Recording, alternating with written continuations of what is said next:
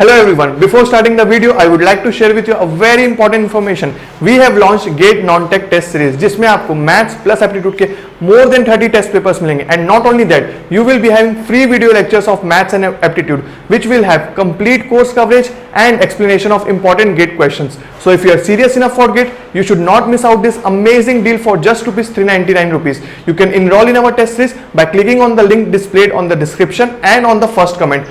So now let's move to our topic discussion. तो हमारे सामने नेक्स्ट टॉपिक है कॉचीज लीनियर डिफरेंशियल इक्वेशन. ठीक है, तो देखिए अभी तक हमने क्या क्या सीख लिया. डिफरेंशियल इक्वेशन में सबसे फर्स्ट क्लास में हमने देखा कि हम डिफरेंशियल इक्वेशन में करने क्या वाले. एक बात थी फॉर्मेशन की, जो काफी कम इंपॉर्टेंट टॉपिक था गेट के पॉइंट ऑफ व्यू से. सेकेंड था हमारा डिफरेंशियल इक्वेशन का सॉल्यूशन निकालना. राइट, तो सॉल्यूशन में हम ज्यादा फोकस अभी कर रहे हैं. हम और क्या सीखे थे कि डिफरेंशियल इक्वेशन को देखकर कि उस differential equation partial differential equation है कि ऑर्डिनरी डिफरेंशियल इक्वेशन है. जहां तक उसकी बात है तो अभी तक हम सारा बात किस पे कर रहे हैं, ऑर्डिनरी डिफरेंशियल इक्वेशन के ऊपर. ठीक है, और फिर उसके बाद हमने बात किया होमोजीनियस और नॉन होमोजीनियस. अभी जस्ट इससे पहले वाला टॉपिक क्या था, होमोजीनियस और नॉन होमोजीनियस वाला ही था, जिसमें हमने होमोजीनियस और नॉन होमोजीनियस डिफरेंशियल इक्वेशन को सॉल्व करने का तरीका देखा. राइट, और क्या जानते हैं हम कि ऑर्डिनरी और ऑर्डर और डिग्री कैसे निकालेंगे. डिफरेंशियल इक्वेशन को देखकर ऑर्डर और डिग्री कैसे बताना है, लीनियर है कि नॉन लीनियर है वो भी कैसे बताना है. तो ये सारी चीजें हम देख के बता सकते हैं. प्लस हम फॉर्मेशन की भी कुछ बातें कर चुके हैं, जिसमें मैंने ये कहा था कि आपका ये टास्क रहेगा कि आप इक्वेशन देख के पहचानना सीख जाइए कि कौन सा फंक्शन किस फैमिली को रिप्रेजेंट करता है. उसके बाद अब हम चलते हैं कॉचीज लीनियर डिफरेंशियल इक्वेशन में. तो आपको याद होगा कि जब मैंने solution of ordinary differential equation बताया था तो उसमें मैंने क्या लिखा था, standard form of ordinary differential equation का कुछ इक्वेशन लिखा था.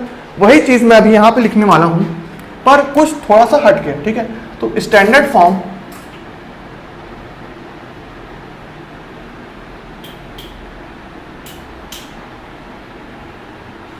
Of Cauchy's linear differential equation लिखूं मैं.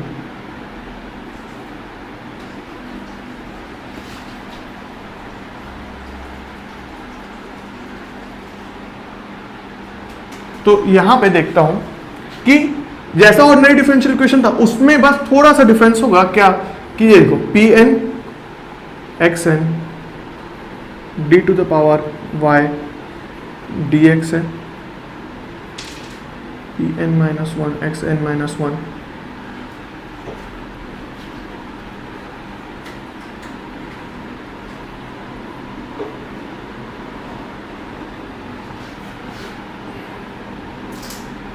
एक और लिख देता हूं, चलो p n minus two x n minus two.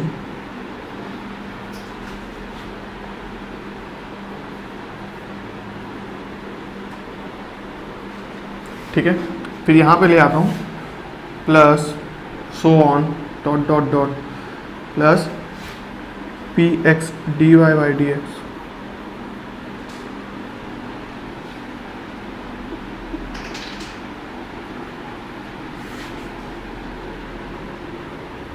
ठीक है, इसको मैं पी एन कर देता हूँ, P n minus one.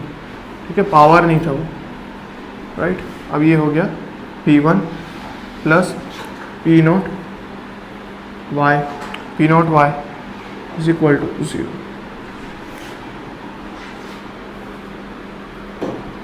Q x.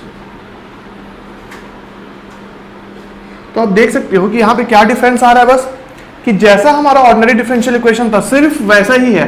बस यहाँ पे क्या डिफरेंस आ रहा है कि यहाँ पे ये आ जा रहा है एक्सएल. मतलब कि क्या, डिपेंडेंट वेरिएबल के डेरिवेटिव के साथ इंडिपेंडेंट वेरिएबल भी मल्टीप्लाइड है इस कॉचीज लीनियर डिफरेंशियल इक्वेशन में. मतलब कि क्या, ये डिफरेंशियल इक्वेशन लीनियर तो है, पर जो फॉर्म अभी तक हम पढ़ते आए हैं होमोजीनियस और नॉन होमोजीनियस के पहले ऑर्डिनरी डिफरेंशियल इक्वेशन में देखते आए हैं, वैसा नहीं है बस. ठीक है, तो यहां पे इस इंडिपेंडेंट वेरिएबल के मल्टीप्लाई होने के कारण क्या हमें करना होगा जिससे हम वापस जो पढ़े हैं उसी को अप्लाई कर सकें और इस इक्वेशन को सॉल्व कर सकें. तो चलिए इसको देखते हैं कैसे सॉल्व करेंगे. अब इस पूरे इक्वेशन को मैं यहां पे ये कोफिशिएंट्स क्या है, ये तो कोफिशिएंट्स एज इट इज है, ये आपको पता है. यहां पे इस वेरिएबल्स के कारण अगर मुझे इस डिफरेंशियल इक्वेशन को कांस्टेंट कोफिशिएंट बनाना हो तो मैं क्या लिख सकता हूं, x को equal to e to the power z लिख सकता हूँ, या तो फिर z is equal to ln x लिख सकता हूँ।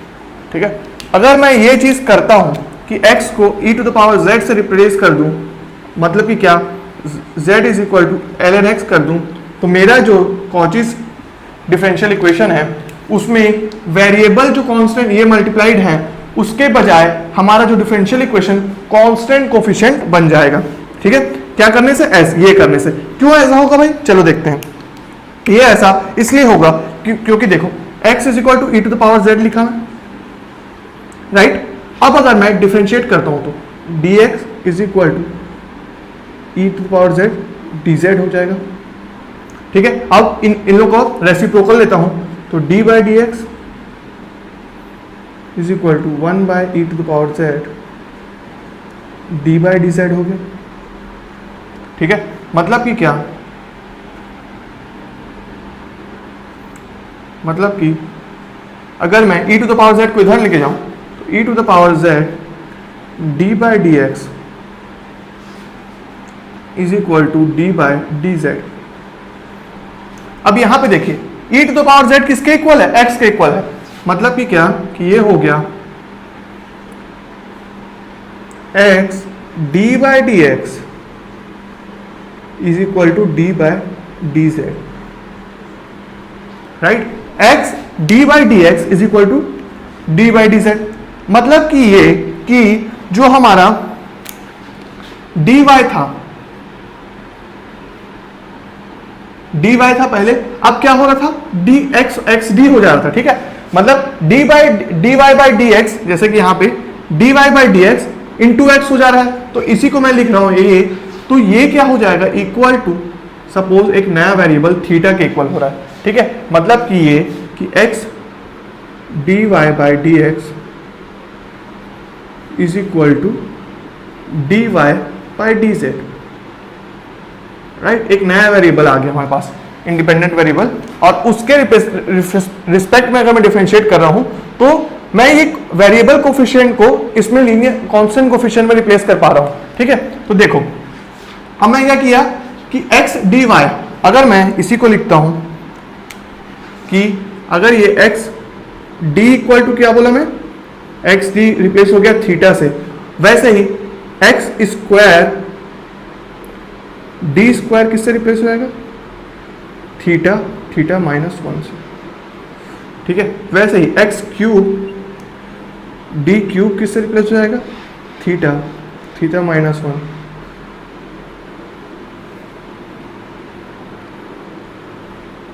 थीटा माइनस 2 से। ठीक है, ये तो अगर मैं पूरे के पूरे इक्वेशंस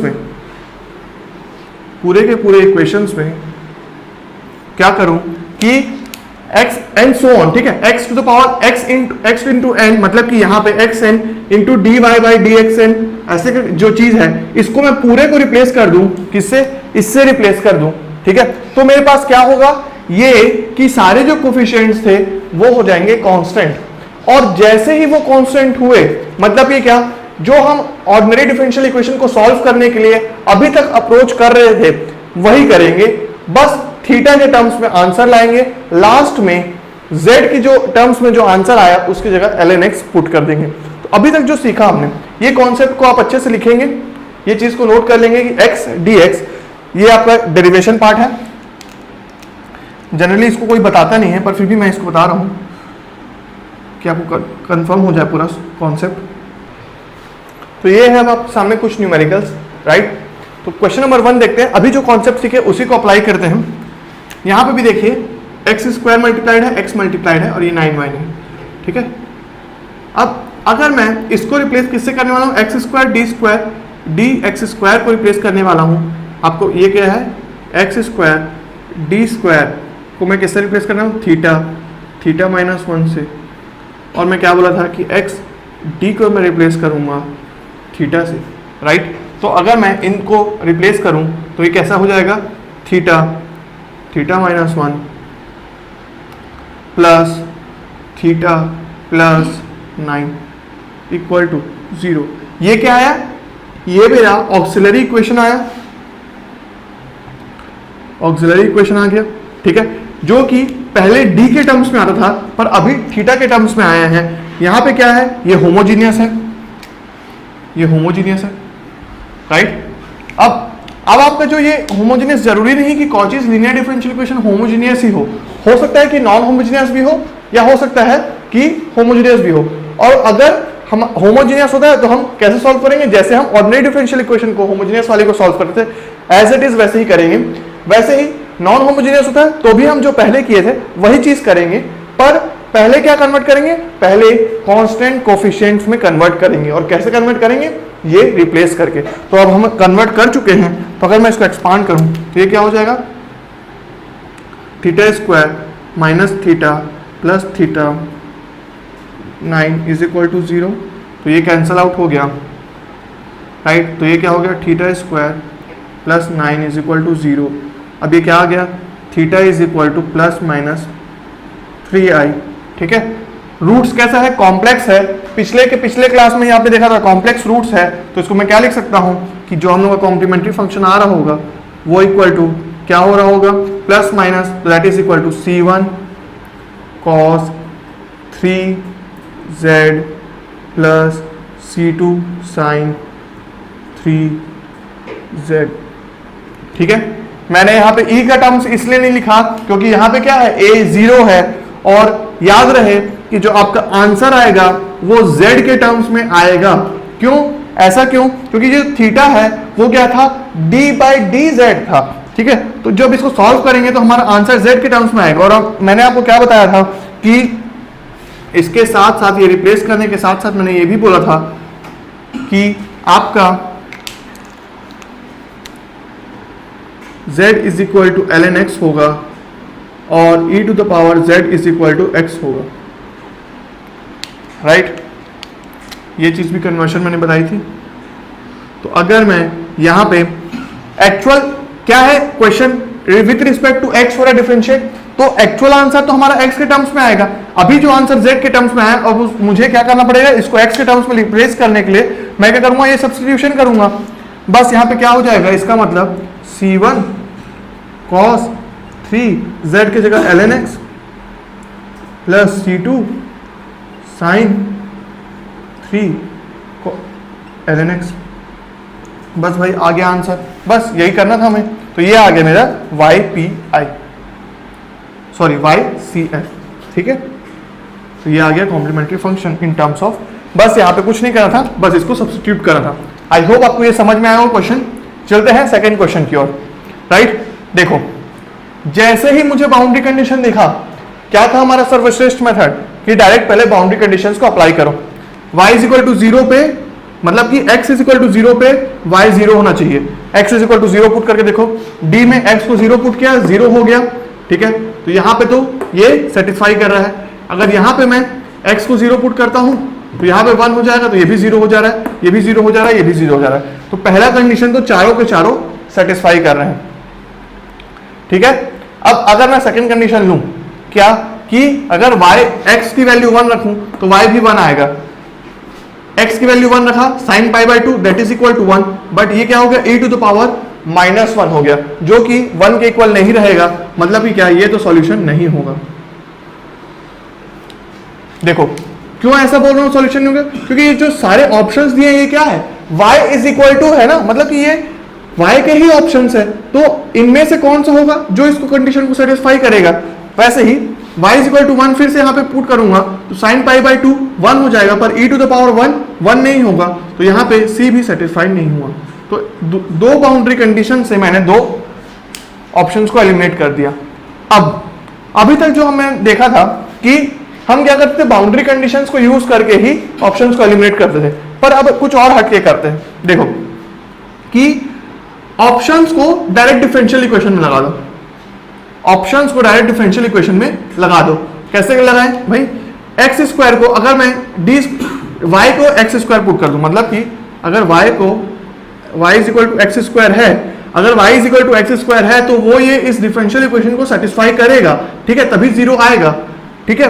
तो अगर मैं करता हूं तो D square Y by D X square क्या होगा, 2 बार डिफरेंशिएशन करने से ये हो जाएगा 2, तो मेरा क्या होगा, अगर मैं इसको सेटिस्फाई करवा रहा हूं तो 2x स्क्वायर आ रहा है और फिर एक बार डिफरेंशिएशन करने से क्या होगा, 2x आएगा, तो 2x स्क्वायर हो गया इंटू एक्स होके, और ये क्या है -4x स्क्वायर y की जगह। तो ये किसके इक्वल आ रहा है, 0 के। मतलब कि क्या इक्वेशन सेटिस्फाई हो रहा है, तो इसका मतलब क्या, ये हो जाएगा हमारा सॉल्यूशन, राइट। अगर आप वैसे ही sin पाई x बाई 2 करते हो तो देखो यहाँ पे x स्क्वायर आएगा, साइन के साथ कुछ भी डिफरेंशिएट कर लो कितने बार भी, x बाहर नहीं आएगा, तो यहाँ पे x स्क्वायर का टर्म, यहाँ पे x का टर्म, और यहाँ पे -4y, सब को ऐड और सब्ट्रैक्ट करने के बाद कभी भी 0 नहीं आने वाला, ठीक है, 0 नहीं आने वाला, तो ये वैसे भी आउट हो जाता है। तो यहाँ पे मैंने ऑप्शन से ही क्या किया, ऑप्शंस को ही इक्वेशन, पहले बाउंड्री कंडीशन से एलिमिनेट किया, फिर ऑप्शंस को ही डिफरेंशियल इक्वेशन में डाल के देखा कि वो सेटिस्फाई हो रहा है कि नहीं, और फिर मेरा ए ऑप्शन आ गया। ये आपको समझाने के लिए अभी टाइम लग रहा है, पर अगर आप एग्जाम में रहेंगे तो अगर ऐसे ही स्मार्ट ट्रिक्स आप लगाते हैं तो डायरेक्ट ऑप्शन को देख के ही बोल सकते हैं कि ये इसका सॉल्यूशन होगा। अगर ये चीजें आपको समझ नहीं आई, अगर आपको जर्नल अप्रोच करना ही है, तो आप क्या करोगे भाई, आप क्या करोगे कि इसको क्या करोगे, कांस्टेंट कोफिशिएंट में रिप्लेस करोगे, that is equal to theta -1 plus theta -4 equal to 0। ये ऑक्सिलरी इक्वेशन आया, that is equal to theta square minus theta plus theta -4 equal to 0, that is equal to, ये कैंसिल आउट हो गया, तो theta is equal to +-4। +-4 क्या हुआ, roots आए real and unequal, real and unequal मतलब कि क्या, y कॉम्प्लीमेंट्री फंक्शन जो आएगा वो रहेगा आपका क्या, c1 e to the power +4z plus c2 e to the power -4z। ये आपका सॉल्यूशन आएगा। अगर ये सॉल्यूशन आ रहा है तो आपको क्या पता है कि e to the power z किसके इक्वल है, e to the power z equal है x के, तो यहां पे मैं लिख सकता हूं e to the power z को रिप्लेस कर सकता हूं c1 e to the power z is equal to x, तो x to the power 4 plus c2 e to the power, यहां पे +-2 है,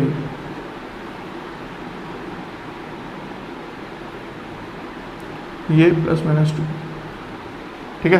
तो ये हो गया आपका x to the power x square, और ये हो गया x टू द पावर -2, ठीक है। अब आप क्या करोगे, C1 और C2 को बाउंड्री कंडीशन से अप्लाई करोगे, आपको पता चलेगा कि C2 की वैल्यू क्या आएगी, 0 आएगी। C2 की वैल्यू अगर 0 आएगी तो बचा C1 की वैल्यू 1 आ जाएगी, तो आपके पास आएगा कॉम्प्लीमेंट्री फंक्शन x स्क्वायर, जो कि आएगा आपका सॉल्यूशन। तो इतना कुछ करने के बाद आपके पास ऑप्शन ए आएगा। तो अब आपकी बारी है कि आप सोचें कि आप इस मेथड से जाएंगे कि कन्वेंशनल मेथड से, ठीक है। तो दोनों चीजें मैंने आपको समझा दी, यहाँ पे भी देख लिया आपने कि कैसे हम Cauchy's linear differential equation solve करते हैं। थर्ड क्वेश्चन को आप कैसे सॉल्व करेंगे, फिर से यहाँ पे तो बाउंड्री कंडीशंस दिए भी नहीं हुए हैं, पर हम क्या करेंगे, इसको आपका काम है कि आप इसको जनरल वे से अप्रोच करेंगे। होमवर्क ये आपका है, जनरल वे से अप्रोच करने का कि क्या x, इसको मतलब सॉल्व करने के लिए आपको क्या करना पड़ेगा, theta -1 plus theta +1 equal to 0। ये आपका ऑक्सिलरी इक्वेशन आ गया। इस ऑक्सिलरी इक्वेशन को सॉल्व करके z के टर्म्स में आंसर लाओगे, फिर उसको z को रिप्लेस करोगे x से, और फिर ऑप्शंस मैच करोगे।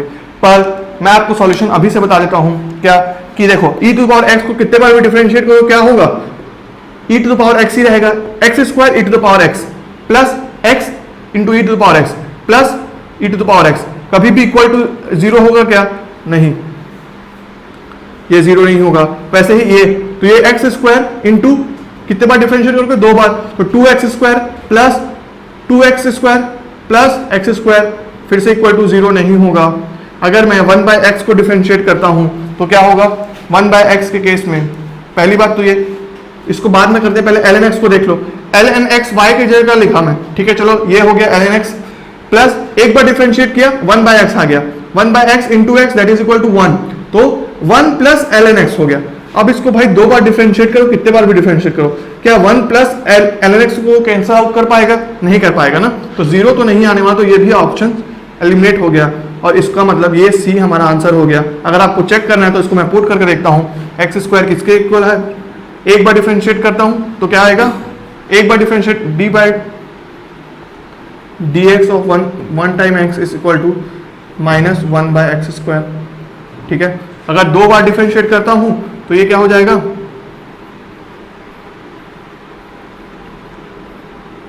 Minus one by X square का, तो इसको क्या करेंगे x minus two, that is फिर माइनस वन, तो माइनस 2x माइनस 3 ये हो गया। ठीक है, तो अगर मैं पुट कर रहा हूं इसको X square into minus 2 X cube में, ठीक है, plus X into minus one by X square, और प्लस क्या है y, that is equal to minus one by X, x क्या है 1 बाय एक्स। ठीक है, y किसके इक्वल है 1 बाय एक्स को ले रहे हैं हम, तो अगर वो सॉल्यूशन है 1 बाय एक्स, इसको देखते हैं कैंसिल आउट हो रहा है क्या ये, तो ये किसके इक्वल हो गया माइनस 2, ये हो गया ये माइनस 1 बाई 2x, और फिर ये हो गया राइट। अब यहाँ पे माइनस माइनस ये सॉरी प्लस होने वाला है। ठीक है, ये अगर प्लस होने वाला है, अब देख रहे हो कि यहाँ पे इसको मैं अगर ऊपर लिख देता हूँ, इसको मैं ऊपर लिख रहा हूँ डिफरेंशिएशन को, तो यहाँ पे अगर मैं लिख रहा हूँ तो एक्स स्क्वायर इंटू ये क्या हो जाएगा प्लस हो जा रहा है यहाँ पे। ठीक है, ये प्लस हो जा रहा है, तो ये हो जाएगा 2x क्यूब और फिर plus x into 1 minus x square, फिर plus 1 by x is equal to 0। अब देखो ये जो प्लस है, सॉरी ये प्लस नहीं रहेगा, ये आपका माइनस में है क्वेश्चन। ठीक है, ये क्वेश्चन मैंने गलत लिखा था, यहाँ पे माइनस होगा। तो आप देख रहे हो कि अगर ये माइनस है तो हमारा इक्वेशन क्या सेटिस्फाई हो रहा है, तो ये हो जाएगा X square got cancel, X cube ये कैंसल, ये कैंसल, तो क्या हो जा रहा है 2 by X minus 1 by X minus 1 by x is equal to 0, और ये हमारा इक्वेशन को सेटिस्फाई कर रहा है, तो definitely C is the answer. पर आप क्या करेंगे, पूरे डिफरेंशियल इक्वेशन को एक जनरल अप्रोच सॉल्व करेंगे ताकि आपका प्रैक्टिस भी हो जाएगा। ठीक है, तो यहाँ पे हमारा पूरा का पूरा बात होता है किसका, कॉचीज लीनियर डिफरेंशियल इक्वेशन का, जिसमें हमने क्या किया सिर्फ ऑर्डिनरी डिफरेंशियल इक्वेशन को ही टर्म्स में लाने की कोशिश की, और हम क्या किए बस सब्स्टिट्यूशन मेथड से z is equal to ln x करना है, मतलब क्या e to the power z is equal to x करना है, और सारे x dy बाई dx को हमको रिप्लेस कर देना है किससे, d बाई dz के टर्म्स में, मतलब कि क्या थीटा थीटा माइनस 1। तो यहाँ पे देखेंगे थीटा थीटा माइनस 1 है। ठीक है, d square y by D Z square नहीं है, थीटा थीटा माइनस 1 है, राइट। तो वैसे रिप्लेस करोगे आपका सॉल्यूशन आ जाएगा। चलते हैं अब नेक्स्ट टॉपिक की ओर। Thank you everyone for watching this video till the end. Please like this video and share it with your friends. If you are new to this channel, subscribe to our YouTube channel and don't forget to hit the bell icon to get the latest updates. And to boost your GATE preparation, enroll in our test series by clicking on the link displayed on the description and in the first comment. You can also join our Telegram channel by clicking on the link displayed in the description box. तो मिलते हैं अब next video में, तब तक के लिए have a good day. See ya.